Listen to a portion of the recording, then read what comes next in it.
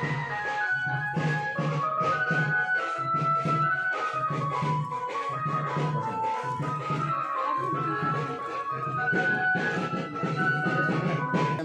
4 বছর আগে শুরু করেছিলাম, তখন আমি একাই ছিলাম, আমার স্যারও আমাকে হেল্প করেছে। এই বিজনেসে কী হয়, একজন একজনকে হেল্প করে। এখন আপনি মনে করেন অন্য প্রফেশনে আছে, আপনি মনে করেন ধনী ব্যক্তি, আর একটা গরিব মানুষকে তো ধনী ব্যক্তি বানাতে পারবেন না। একটা ডাক্তারকে যার পেশেন্ট আছে ওনাকে বড়লোক বানাতে পারবে, ডাক্তারের মতো লেভেল করতে পারবে না। আজকে এই বিজনেসটাতে আমি কী হয়, একজন ধনী হয়ে একজনকে ধনী বানাতে সাহায্য করি। ঠিক আছে, এখানে যে নিচে পড়ে যাওয়া লোক তাকে আমরা হাত ধরে উপরে তুলতে পারি। এটাই, সে যত বড় হবে আমরাও বড় হব। এই বিজনেসে কোনো না, পাশে একটা মুদিখানা দোকান থাকলে, পাশে একটা দোকান যদি কেউ খোলে সে হিংসা করে, তাই তো? এই বিজনেসে কোনো হিংসা নেই, যে যত পারো করতে পারো, তাকে হেল্প করার জন্য আমরা আছি। আজকে এই ম্যাডামকে আমি চিনতাম না, এই ম্যাডামকে ইনারা চিনত।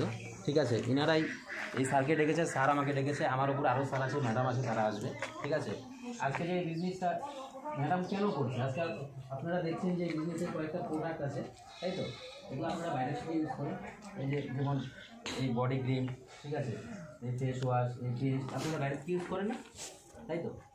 এই আপনাদের একটা উদাহরণ দিই জাস্ট, কেন বিজনেসটা আমরা করছি আর কেন করব।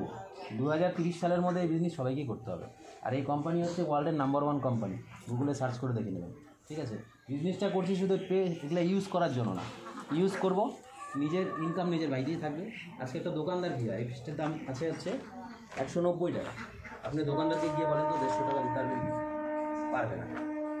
কী হচ্ছে, একটা এই জিনিসটা প্রোডাক্ট তৈরি হচ্ছে, একটা সাধারণ জিনিস 10 টাকায় তৈরি হচ্ছে, লেখা আছে 100 টাকা। সেটা কী হয়, ম্যানুফ্যাকচারিং কিছু খরচা নেয়, হোলসেলার, ঠিক আছে, ডিস্ট্রিবিউটার, সাব স্টকি, সুপার স্টকি, সবার হাত ধরে ধরে জিনিসটা একটা রিটেলারের কাছে আসে। ঠিক আছে, এবার রিটেলার কত টাকা ইনকাম করবে? 10 টাকা।